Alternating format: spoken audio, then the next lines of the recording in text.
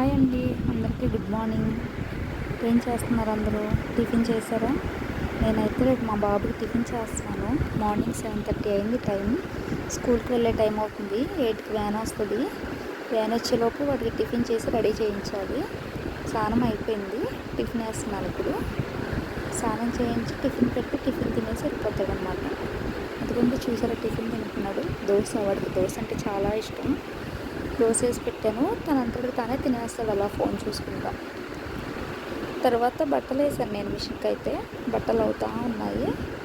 అవి వచ్చాయండి. అయిపోతే ఇంకా ఆరబెట్టేసేయాలి. మా బాబు స్కూల్కి వెళ్ళగానే బట్టలు ఆరేస్తాను.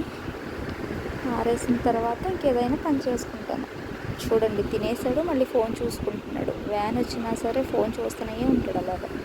అప్పుడు వ్యాన్ వచ్చేసరికి కిందకి దిగుతూ ఉన్నాడు.